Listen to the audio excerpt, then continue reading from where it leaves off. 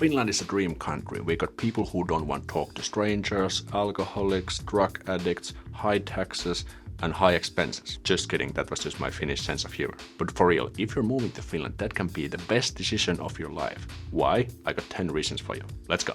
Safety. The general level of safety in Finland is excellent. We don't have pickpockets, muggings, kidnappings, or scams here. And when you go out to the streets, the only thing you need to worry about is running into neighbors, because that means small talk and interaction with people. And as mentioned, we don't have those tourist traps or scams. For example, when I was in Japan, there were these bars that try to lure in tourists and people, and then they would charge hundreds of euros or dollars for the drinks. But in Finland, we don't have that at all. And even walking in the streets as a single lady is 99% safe. Sometimes some drunksters can try some stuff, but you can easily fend them off. On top of that, the Finnish traffic is quite safe. Finns don't really do road rage or drive recklessly either. For example, when I was just 8 years old, I started to go to school on my own by bicycle. Because you can do that in Finland.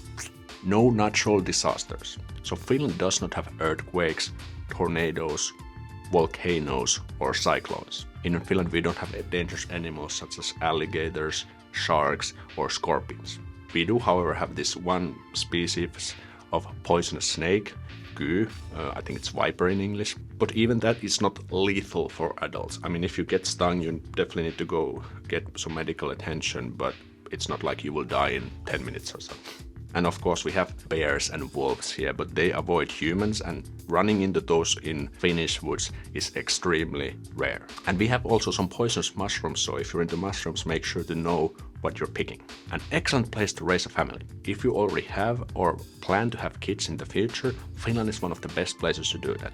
Because the Finnish society has a number of mechanisms to support expecting mothers and parents of young children. One of these is, for example, Neuvola, the Finnish maternity clinic concept. So these clinics provide family support with attention to relationships and parenting.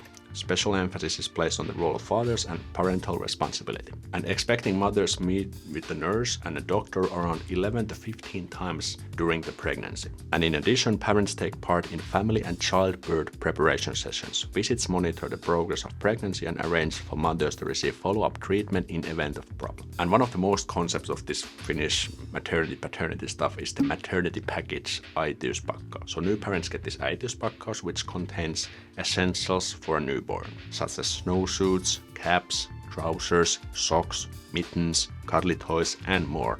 And in 2022, the box contains 43 items. And if you don't want to get the box, you can also take it as cold hard cash, 170 euros. Then there's of course pregnancy leave, and you can get pregnancy allowance during that time. Mothers can usually take maternity leave for 30 working days.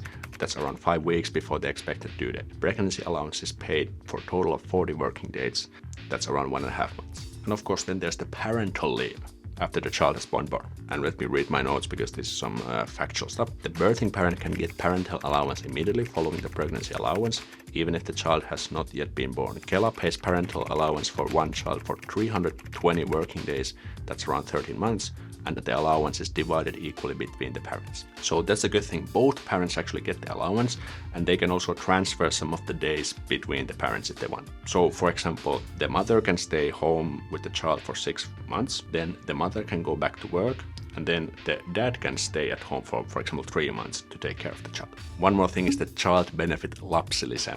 So you can get this child benefit until the month that the child becomes 17 years old. And the benefit is paid according to how many children is in the household. For the first child, you get 95 euros per month, and for the second child, 105 euros per month per child, but there's also more levels, but just to give you an idea how it works. And this money is tax-free. High living standards. In general, the living standards are pretty kick-ass in Finland. And here are some of the facts listed by the OECD Better Life Index. Decent salaries. The average household net adjusted disposable income per capita is around 33,000 US dollars, which is above the average of 30,000 US dollars. Good employment situation. Around 72% of the people aged between 15 and 64 in Finland have a paid job, and that is above the average of 66%. High rate of education. In Finland, 91% of adults aged between 25 to 64 have completed upper secondary education, which is higher than the average of 79%.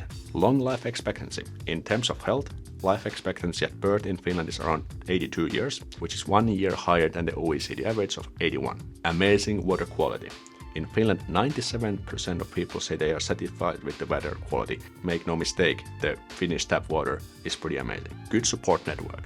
96% of people believe that they know someone they could rely on in time of need, which is higher than the average of 91%. Of course, without forgetting the fact that Finland is the happiest country in the world for years. And you know why is that?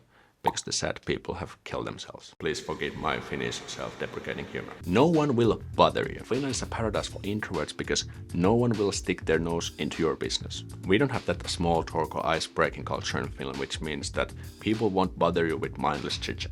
The only people who come talk to you are, for example, the people at the work, some drunkards, street sellers, maybe your friends if you can get Finnish friends in Finland, and the police if they come to arrest you for whatever reason. In addition, Finland is one of the most sparsely populated countries in Europe, which means we got a lot of space here, and that also means less encounters with strangers and less interactions with strangers. Function in everyday life. I have to say that the everyday life in Finland rolls pretty amazingly here. For example, the public transportation is on time and runs nicely. Dealing with the public sector works decently. You can easily go to groceries, do the shopping there, or do them online. There are lots of options for different hobbies. Internet and mobile data works nicely and they're very cheap. And also traffic runs pretty nicely, and we don't have road tolls in Finland, did you know that? And as I mentioned, you can do lots of things online nowadays. For example, switching to your phone plan, to buying an apartment. And you know why that's cool? That's again less interactions with strangers.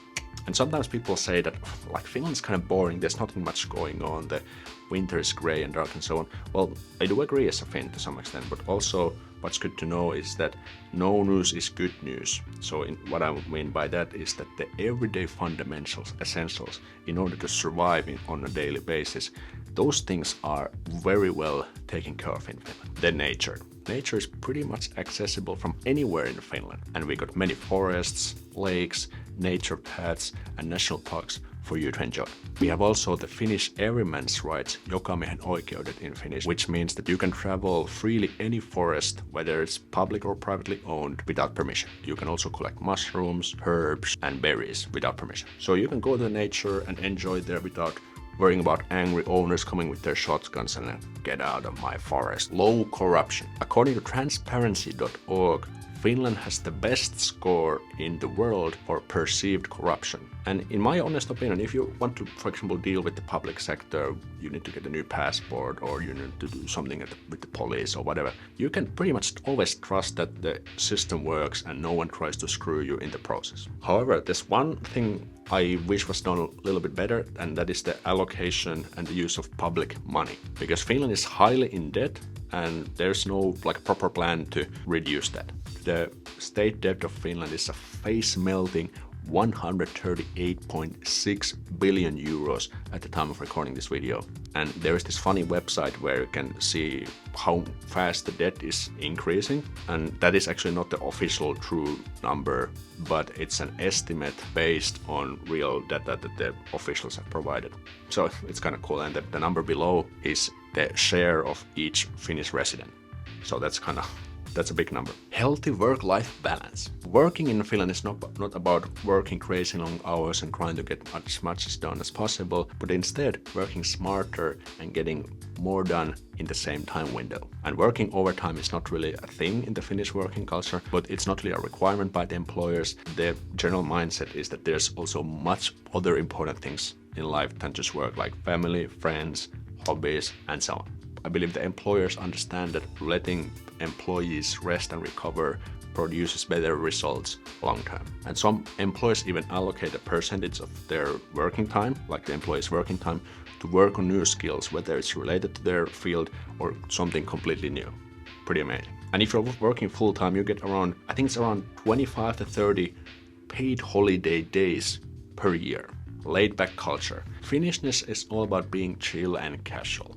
So we don't really like to do things super uptight and super formal. For example, in professional life or at school, we always address each other with first names. So we don't use these titles and stuff because we don't really believe in this hierarchy. Instead, we all believe that we are equal, and treating each other as such will produce better results. Also, the Finnish dressing up culture in terms of clothing is kind of casual. So instead of opting for like really uptight super formal stuff, usually prefer like a more comfortable stuff. So kind of like something where in between. So something that looks kind of nice, but it's still comfortable to use. But even with these things, there are 8 things that make Finland one of the worst countries to live in. What are those? Watch this video next to find out.